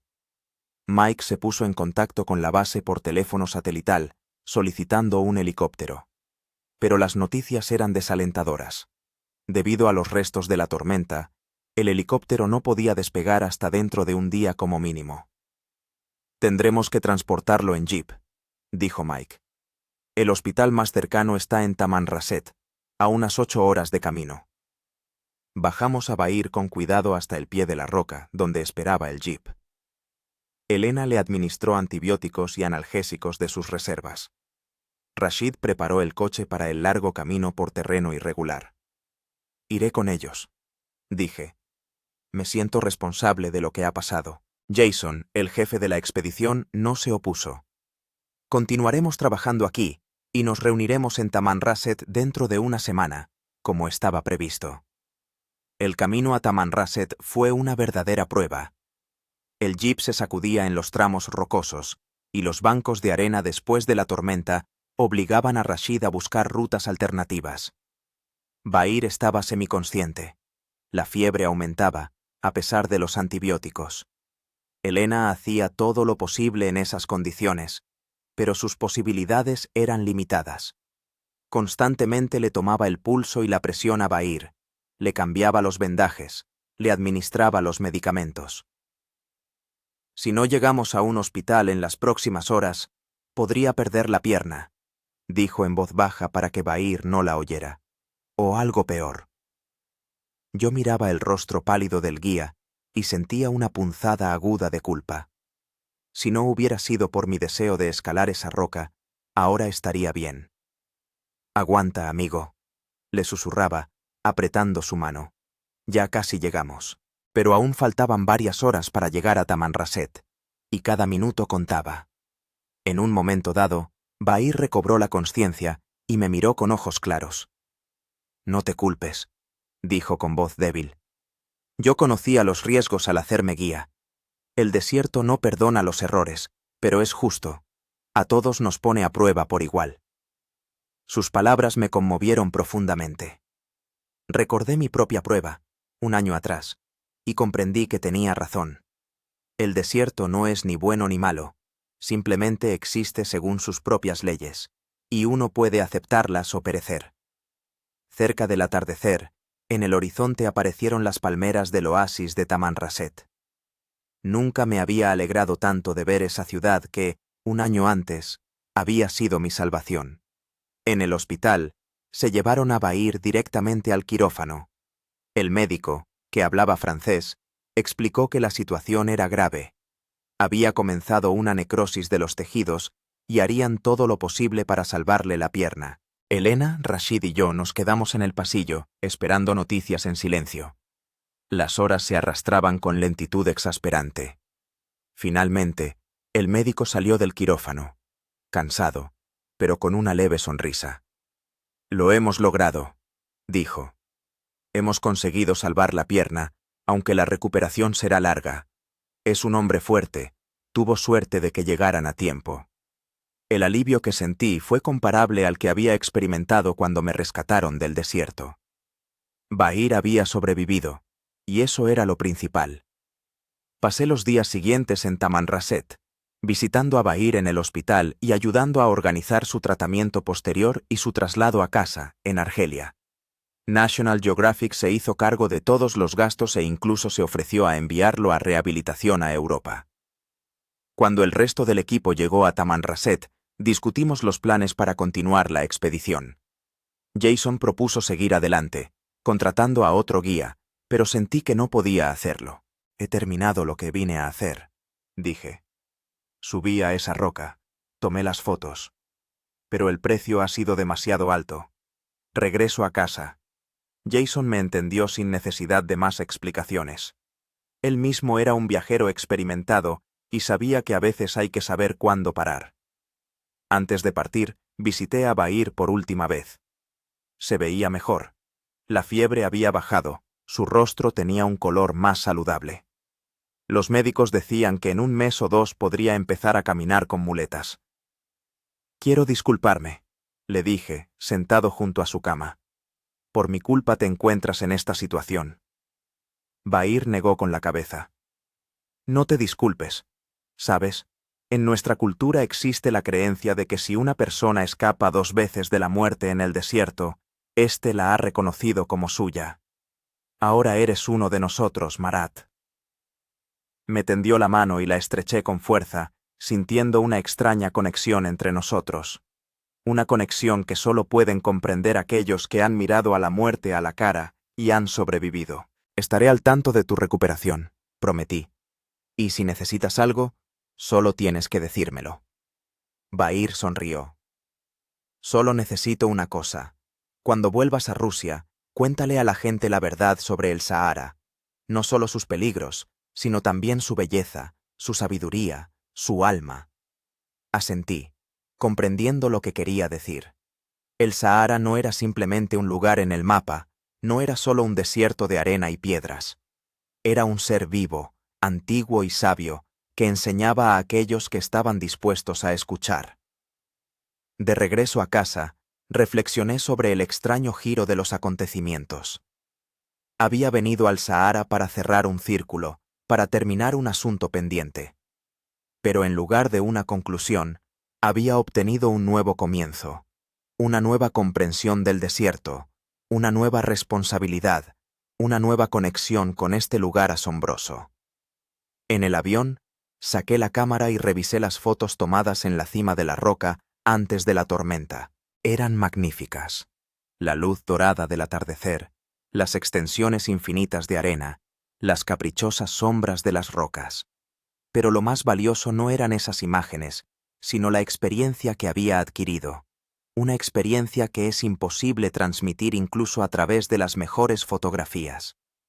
comprendí que mi historia con el Sahara no había terminado, solo estaba comenzando.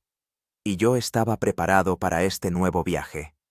Un viaje, no por el paisaje físico del desierto, sino por su esencia espiritual, que ahora se había convertido en parte de mí. El regreso a Moscú, después de la segunda expedición al Sahara, no fue tan triunfal como esperaba. Físicamente estaba bien, pero mi estado de ánimo dejaba mucho que desear. El sentimiento de culpa por la lesión de Bahir no me abandonaba, a pesar de sus palabras diciendo que no era mi culpa. Pasé los primeros días en casa en una especie de aturdimiento. Mis familiares y amigos notaron mi distanciamiento, pero lo atribuyeron al cansancio después de una dura expedición. Nadie, excepto yo, sabía lo que realmente sucedía en lo más profundo de mi ser. Las noches eran un tormento, asaltado por pesadillas donde revivía una y otra vez la tormenta de arena, la caída de Bahir, el angustioso descenso de la montaña. A veces, en esos sueños, me veía solo en la inmensidad del desierto, sin agua, sin esperanza de rescate, y despertaba bañado en sudor frío, asfixiado por el pánico. Una semana después de mi regreso, recibí una llamada del editor de National Geographic. Estaba contento con las fotografías que había enviado, pero preocupado por mi decisión de interrumpir la expedición. «Entendemos cómo te sientes, Marat», me dijo. «Pero la revista sigue interesada en un reportaje fotográfico completo sobre el Sahara. ¿Quizá podrías reconsiderarlo y volver para terminar el trabajo?» Organizaríamos una nueva expedición, con las máximas medidas de seguridad. «No», respondí con firmeza. «No volveré al Sahara, al menos no ahora». No le expliqué que la cuestión no era el miedo por mi propia seguridad, sino que el desierto se había convertido para mí en algo más que un simple objeto para fotografiar. No podía tratarlo como un telón de fondo para obtener imágenes bonitas, no después de todo lo que había vivido allí. El editor se mostró decepcionado, pero aceptó mi decisión.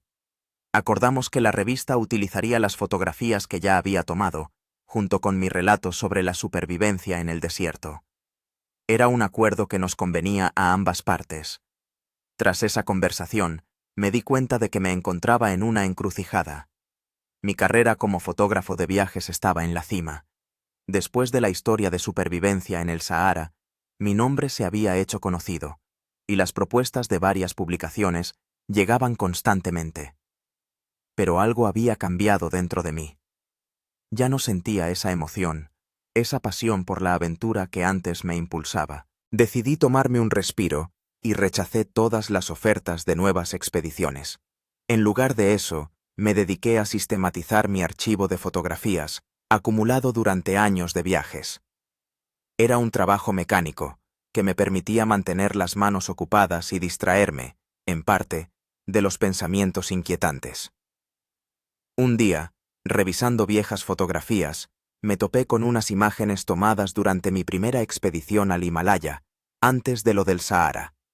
En ellas aparecían los habitantes locales, los sherpas, que nos habían ayudado en el ascenso. Sus rostros, surcados por arrugas debido a la exposición constante al sol de las montañas, irradiaban una sabiduría y una serenidad internas.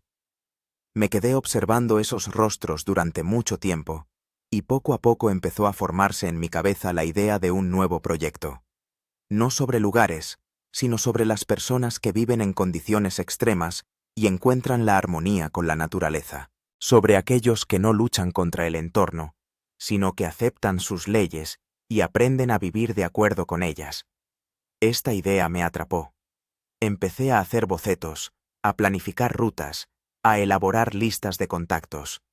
Por primera vez en mucho tiempo, sentí un torrente de entusiasmo y energía creativa. Pero antes de emprender el nuevo proyecto, necesitaba terminar el antiguo. Concluir el libro sobre mi experiencia en el Sahara, incluyendo la historia de la segunda expedición y todo lo que había comprendido sobre el desierto y sobre mí mismo. Me senté frente al ordenador y empecé a escribir. Las palabras fluían a raudales, como si solo estuviera esperando ese momento para expresar todos los pensamientos y sentimientos acumulados. El Sahara me enseñó que la supervivencia no es solo una lucha contra las circunstancias externas, sino también una transformación interna. Escribí. En el desierto perdí a mi antiguo yo y encontré a uno nuevo, más consciente, más profundo, más conectado con el mundo que me rodea. Trabajé en el libro día y noche, olvidándome de comer y dormir. No era solo una historia de supervivencia, sino una reflexión filosófica sobre una experiencia que me había cambiado para siempre. Al cabo de un mes, el manuscrito estaba listo. Se lo envié al editor que había publicado mi primer libro y recibí una reseña entusiasta. Esto no es solo la continuación de la historia, es un nivel completamente nuevo. No escribes sobre el desierto, sino sobre el alma humana, que se revela en condiciones extremas. El libro salió en otoño, e inmediatamente atrajo la atención de la crítica y de los lectores.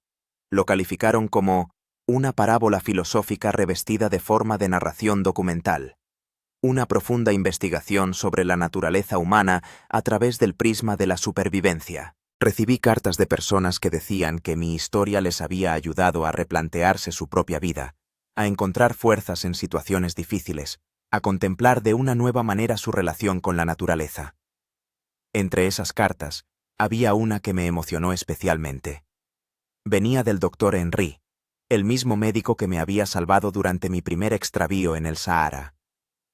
«Querido Marat», escribió, «he leído su libro y me ha impresionado profundamente no solo la historia de supervivencia, sino también sus reflexiones sobre el desierto y su influencia en el alma humana. Ha sabido expresar con palabras lo que siento cada día, trabajando aquí, entre las arenas y las piedras. Quería informarle de que Bahir se ha recuperado por completo de su lesión. Ha vuelto a trabajar como guía y a menudo le recuerda con afecto. Dice que usted es uno de los pocos extranjeros que realmente ha comprendido el alma del Sahara. Si alguna vez decide volver, sepa que aquí siempre le esperarán amigos». Esta carta fue para mí una especie de señal, una confirmación de que iba por el camino correcto. La noticia de la recuperación de Bahir me quitó de encima un pesado sentimiento de culpa que había cargado durante todos estos meses. Respondí al doctor Henry agradeciéndole las noticias y sus amables palabras sobre mi libro. Le escribí que no sabía si volvería alguna vez físicamente al Sáhara, pero que en mis pensamientos regresaba allí cada día. Después de la publicación del libro, recibí numerosas invitaciones para dar conferencias en universidades, congresos y clubes de lectura. Hablaba de mi experiencia, mostraba fotografías, respondía preguntas, y cada vez que hablaba del Sáhara, sentía que me convertía en su voz, su embajador en el mundo de las personas alejadas del desierto. Una vez, después de una de estas conferencias, se me acercó una joven, una etnógrafa especializada en el estudio de los pueblos nómadas.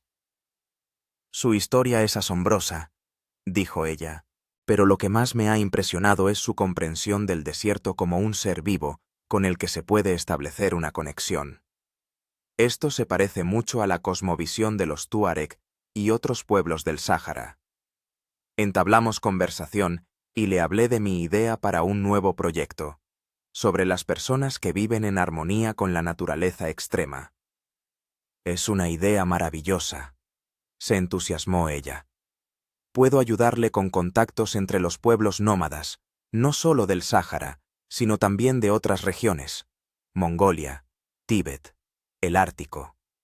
Así comenzó nuestra colaboración con Alisa, que era el nombre de la etnógrafa. Desarrollamos un plan para el proyecto, al que llamamos Hijos de los Elementos. Una serie de reportajes fotográficos y entrevistas con representantes de pueblos que viven en las condiciones más duras del planeta. La primera expedición la planeamos a Mongolia, con los nómadas que viven en las estepas del Gobi, un desierto tan diferente del Sáhara, pero no menos hostil. Sentía que estaba listo para volver a viajar, pero ahora mi enfoque era completamente diferente, más consciente, más respetuoso con los lugares y las personas que iba a fotografiar. Antes de partir, recibí otra carta de Musa, el tuareg que me había ayudado durante mi primera incursión en el Sáhara. Como antes, la carta fue escrita bajo su dictado y traducida al francés. Amigo mío, escribía Musa, he oído hablar de tu nuevo libro por el doctor Henry.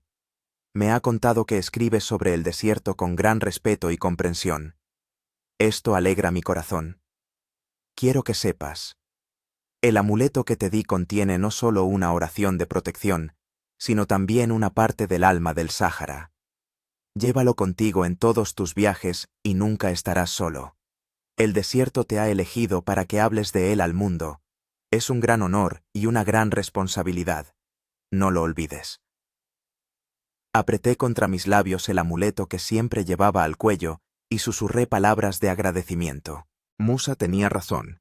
El Sáhara me había elegido, y ahora era responsable de cómo hablaría de él y de otros lugares que iba a visitar. La expedición a Mongolia fue un éxito. Pasamos un mes entre los nómadas que viven en yurtas y se desplazan con sus rebaños por las interminables estepas. Fotografié su vida cotidiana, grabé sus historias, aprendí de su sabiduría, la sabiduría de personas que viven en constante movimiento, sin apegarse a un lugar, pero respetando profundamente la tierra que pisan. Después de Mongolia hubo otras expediciones, a los Sami en el Ártico, a los Sherpas en el Himalaya, a los aborígenes de Australia. Cada una de ellas añadía nuevas facetas a nuestro proyecto, nuevas historias, nuevas fotografías. Alisa se convirtió no solo en mi socia profesional, sino también en una amiga íntima. Sus conocimientos de etnografía complementaban mis habilidades como fotógrafo, y su entusiasmo y optimismo ayudaban a superar las dificultades inevitables en tales viajes. Después de 2 años de trabajo en el proyecto, preparamos la exposición Hijos de los Elementos, que se inauguró en una de las galerías más grandes de Moscú. En ella se presentaban fotografías e historias de personas que viven en las condiciones más extremas del planeta, pero que encuentran en ello no sufrimiento, sino un profundo sentido y armonía. La exposición tuvo un gran éxito. Los críticos destacaron no solo la maestría técnica de las fotografías, sino también la profundidad de las historias humanas que había detrás de ellas.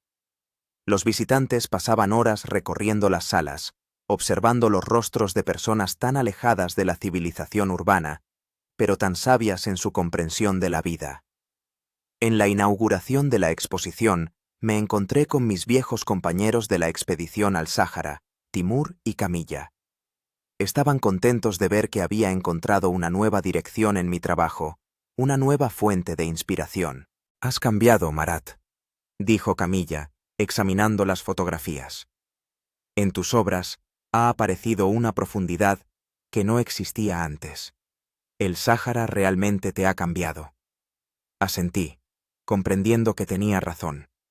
El desierto se había convertido en un punto de inflexión en mi vida, no solo profesional, sino también personal. Me había enseñado a valorar cada momento, cada inspiración, cada gota de agua. Me había mostrado que la supervivencia no es solo la superación física de las dificultades, sino también la transformación espiritual. Después de la exposición, Alisa y yo empezamos a trabajar en un libro que debía reunir las fotografías y las historias de nuestro proyecto.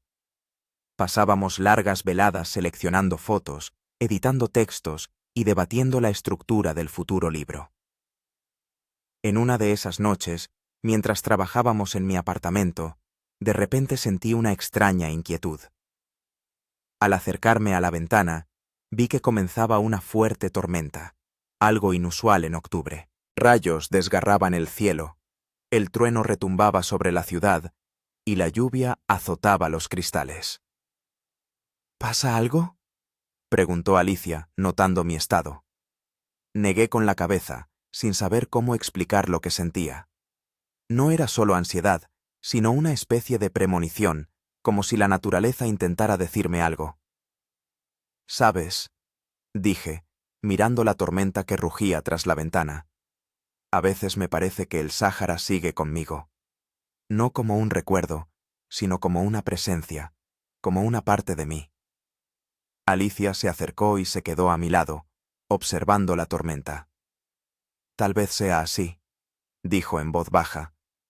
Los lugares que nos cambian nunca nos dejan del todo. Se convierten en parte de nuestra alma. Saqué el amuleto de Musa y lo apreté en mi mano. Estaba cálido, como si guardara una partícula del sol del desierto. Creo que tengo que volver, dije, sorprendiéndome a mí mismo. No para hacer fotos, no para el libro. Simplemente volver para cerrar el círculo. Alicia me miró con comprensión. Cuando terminemos el libro, iré contigo, si no te importa. Sonreí, agradecido por su apoyo. La idea de regresar al Sáhara, que hasta hacía poco me provocaba inquietud, ahora me parecía correcta, necesaria. Terminamos de trabajar en el libro en primavera. Hijos de los Elementos se publicó en una importante editorial y, al igual que la exposición, tuvo un gran éxito. Los críticos lo calificaron de documento único del espíritu humano, poema visual sobre la conexión entre el hombre y la naturaleza. Después de la publicación del libro, Alicia y yo comenzamos a prepararnos para el viaje al Sáhara. No era una expedición en el sentido tradicional. No planeábamos una sesión de fotos a gran escala ni recopilar material. Era un viaje personal, una peregrinación al lugar que había cambiado mi vida. Llegamos a Argel a principios de mayo, cuando el calor aún no había alcanzado su punto máximo. Desde Argel fuimos a Tamanrasset, donde nos recibió el Dr. Henry, tan enérgico como siempre, a pesar de los años transcurridos. Sabía que volverías, me dijo, estrechándome la mano.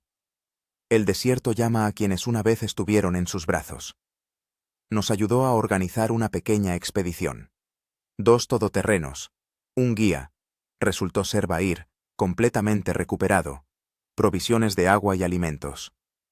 Planeábamos pasar una semana en el desierto, visitando los lugares donde vagué durante mi primera prueba. El encuentro con Bahir fue cálido y emotivo. Me abrazó como a un hermano y me dijo que estaba feliz de verme de nuevo en el Sáhara. Sabía que volverías, dijo, repitiendo las palabras del Dr. Henry. El desierto no deja ir a quienes han comprendido su alma. Antes de salir de Tamanrasset, nos reunimos con Musa. El viejo tuareg parecía no haber cambiado en los últimos años. Igual de alto, con una postura orgullosa y una mirada penetrante. Le alegró ver que todavía llevaba su amuleto. ¿Te protegió?, preguntó a través del traductor. Sí, respondí, tocando la bolsa de cuero que llevaba al cuello. Estuvo conmigo en todos los viajes. Musa asintió, satisfecho con mi respuesta, y dijo algo en su idioma. Dice que has cambiado, tradujo Bahir. Tus ojos se han convertido en los ojos de un hombre que ve lo que está oculto a los demás. No supe qué responder a eso, pero sentí que Musa tenía razón. El Sáhara no solo me dio una prueba, sino también un don. La capacidad de ver más profundo, sentir más sutil y comprender más. Al día siguiente, partimos hacia el desierto. Bahir nos guió por una ruta que se correspondía aproximadamente con mi camino durante mi vagabundeo. Nos detuvimos en lugares que recordaba, el uadi seco donde encontré agua, la acumulación de arbustos donde atrapé un pájaro, el viejo Land Rover que me dio un mapa y esperanza. Cada uno de estos lugares evocaba en mí sentimientos encontrados, recuerdos de miedo y desesperación, pero también de la fuerza y la determinación que encontré en mí mismo. Le contaba a Alicia detalles que no estaban en el libro. Pequeños momentos de revelación, extrañas coincidencias, sensaciones inexplicables. Ella escuchaba atentamente, a veces hacía preguntas, pero con mayor frecuencia simplemente me daba la oportunidad de hablar, de liberarme de los recuerdos que aún me abrumaban. Al 4.º día, llegamos a esa misma roca donde todo comenzó, tanto durante la primera expedición como durante la segunda. La miré con una mezcla de miedo y reverencia. ¿Quieres subir?, preguntó Bahir, notando mi mirada. Negué con la cabeza. No, hoy no, tal vez mañana. Acampamos al pie de la roca. Por la noche, Cuando el sol comenzó a ponerse, tiñendo la arena y las piedras de tonos dorados, me alejé del campamento y me senté en una pequeña colina, mirando el desierto que se extendía hasta el horizonte. Alicia se unió a mí, sentándose en silencio a mi lado. Observamos cómo el sol se ponía lentamente tras el horizonte, cómo las estrellas se encendían una tras otra en el cielo que se oscurecía. «Ahora lo entiendo», dijo en voz baja. «Entiendo por qué cambiaste tanto después del Sáhara. Aquí uno se siente a la vez insignificante e infinitamente grande. Aquí se comprende lo que es la eternidad». Asentí, incapaz de expresar con palabras lo que sentía. El Sáhara se extendía ante mí, no como un enemigo, ni una prueba, sino como un maestro, un guía, un amigo. Esa noche tuve un sueño extraño. Caminaba por el desierto, pero no solo. Junto a mí caminaban personas de todos los lugares que había visitado en los últimos años. Nómadas mongoles, pastores de renos sami, sherpas del Himalaya, aborígenes australianos. No decían ni una palabra, simplemente caminaban a mi lado, como si me acompañaran hacia alguna meta. Al frente apareció aquella misma roca, pero no era simplemente una formación de piedra, brillaba desde dentro, como si fuera un ser vivo. Y comprendí que debía subir a ella, no para hacer fotos, sino para completar el camino que había comenzado hacía muchos años. Al despertarme al amanecer, supe lo que tenía que hacer. Desperté a Bahir y le dije que quería subir a la roca, solo. «¿Estás seguro?», preguntó con preocupación. «¿Quizás debería acompañarte?» «No», respondí con firmeza. «Es un camino que debo recorrer solo». Bahir lo entendió y no insistió. Solo me dio un walkie-talkie, agua y una brújula, por si acaso. Comencé el ascenso cuando los primeros rayos de sol tocaron la cima de la roca. El camino fue difícil, pero no tan terrible como recordaba. Me movía lentamente, con cuidado, eligiendo atentamente dónde poner el pie. Al llegar a la cima, me senté en una piedra plana y miré a mi alrededor. El desierto se extendía en todas direcciones, ilimitado, majestuoso, hermoso en su austera sencillez. Abajo veía nuestro campamento, una pequeña mancha de civilización en un océano de arena. Saqué el amuleto de Musa y lo apreté en mi mano. Cerré los ojos y dejé que todos los recuerdos me inundaran. El miedo y la desesperación, la sed y el hambre, los espejismos y las alucinaciones, los momentos de claridad y determinación, los encuentros con personas que me ayudaron a sobrevivir. No sé cuánto tiempo pasé así, inmerso en recuerdos y reflexiones. Cuando abrí los ojos, el sol ya estaba alto. Sentía una extraña calma y claridad, como si hubiera terminado un capítulo importante de mi vida y estuviera listo para comenzar uno nuevo. El descenso resultó más fácil que el ascenso. Cuando regresé al campamento, Alisa, Bahir y los demás miembros de la expedición me recibieron con alivio. «Has estado allí varias horas», dijo Alisa. Empezábamos a preocuparnos. «Todo está bien», sonreí. Solo necesitaba despedirme. Bahir asintió con comprensión. «¿Y ahora qué? ¿Hacia dónde vamos?» Miré hacia el horizonte, donde el cielo se fundía con la arena en una sola línea. «A todas partes y a ninguna», respondí. «El mundo está lleno de lugares que esperan ser vistos, de personas cuyas historias deben ser contadas. Pero ahora lo haré de manera diferente, no como un observador, sino como un participante, no como un forastero, sino como alguien que comprende y respeta». Esa noche, sentado junto a la fogata, les conté a Bahir y a los demás miembros de la expedición sobre mi nuevo proyecto. Una serie de libros y exposiciones fotográficas sobre personas que viven en armonía con la naturaleza, sobre la sabiduría ancestral que puede ayudar al mundo moderno a encontrar un equilibrio con el medio ambiente. «Quiero que el primer libro sea sobre el Sáhara y su gente», dije, «no sobre las arenas y las piedras, sino sobre las personas que han vivido aquí durante siglos y han encontrado una forma no solo de sobrevivir, sino de vivir una vida plena. Bahir se iluminó. Te ayudaré. Te presentaré a personas que conocen el verdadero Sáhara, no el que ven los turistas, sino el que vive en nuestros corazones. Pasamos 3 días más en el desierto, visitando pequeños asentamientos tuareg, escuchando sus historias, fotografiando su vida cotidiana. No buscaba tomas espectaculares, me interesaban los rostros, las manos, los detalles de la vida cotidiana, que contaban más que los paisajes más hermosos. El último día antes de regresar a Tamanrasset, llegamos a un lugar que los tuareg consideraban sagrado.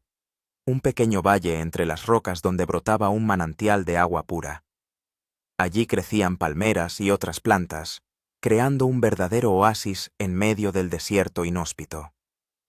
Musa, que se había unido a nosotros en esta parte del viaje, contó que este lugar se considera el corazón del Sáhara, un punto donde convergen todos los caminos y todos los tiempos. Aquí nuestros antepasados rezaban por la lluvia, por la fertilidad, por la protección, dijo a través de Bahir. Aquí sentimos una conexión con todos los que vivieron antes que nosotros y con los que vendrán después. Pedí permiso para fotografiar este lugar y Musa aceptó, pero con una condición. No muestres estas fotos simplemente como imágenes bonitas. Cuenta sobre el espíritu de este lugar, sobre su significado para nosotros. Prometí hacerlo y pasé varias horas fotografiando el oasis en diferentes momentos del día, con diferente iluminación. Pero las tomas más importantes las hice por la noche, cuando los tuaregs se reunieron junto al manantial para una ceremonia tradicional de agradecimiento. Cantaron canciones antiguas, bailaron alrededor de la fogata, contaron historias sobre sus antepasados. No entendía las palabras, pero sentía la energía y las emociones que llenaban este lugar. En un momento dado, Musa me llamó y me ofreció unirme a la ceremonia. Dudé, sin saber si tenía derecho a participar en algo tan personal y sagrado para ellos. Ahora eres parte del Sahara, dijo él a través de Bachir. Has superado su prueba y comprendido su alma. Tienes derecho a estar aquí. Me uní al círculo, repitiendo torpemente los movimientos del baile, escuchando melodías desconocidas. Poco a poco, la incomodidad desapareció, y sentí una extraña unión con esa gente, con ese lugar, con el desierto mismo. La ceremonia terminó entrada la noche.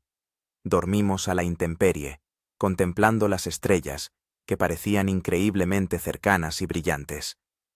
Por la mañana, antes de partir, Musa me regaló otro amuleto, una pequeña piedra con un antiguo símbolo grabado. Es una piedra del corazón del Sahara, explicó. Te ayudará a encontrar siempre el camino a casa, estés donde estés. Me conmovió el regalo y prometí guardarlo junto con el primer amuleto. El regreso a Tamanrasset y luego a Argel y Moscú transcurrió sin incidentes. Pero sentía que regresaba siendo otra persona, no la que se había ido hacía unas semanas, y desde luego no la que pisó el Sahara por primera vez hacía muchos años. El desierto completó lo que había empezado durante mi primera prueba, una transformación que afectó no solo a mi percepción del mundo, sino también a la esencia misma de mi ser. Volví a Moscú con nuevas ideas, nuevos proyectos, una nueva comprensión de mi misión como fotógrafo y escritor. Pero lo más importante es que volví con paz en el alma, con aceptación de todo lo que me había sucedido en el Sahara y con gratitud por las lecciones que me había enseñado. Ahora, cuando miro los amuletos que me regaló Musa, ya no recuerdo el miedo y la desesperación que sentí en el desierto. Pienso en la fuerza del espíritu humano, en la sabiduría de la naturaleza, en los lazos que nos unen a todos. Vivamos en ciudades modernas o en desiertos ancestrales. El Sahara me cambió para siempre. Me enseñó a valorar cada sorbo de agua, cada respiración, cada momento de la vida. Me demostró que la supervivencia no es solo resistencia física, sino también transformación espiritual. Y lo más importante, Me enseñó que a veces es necesario perderse para encontrarse de verdad.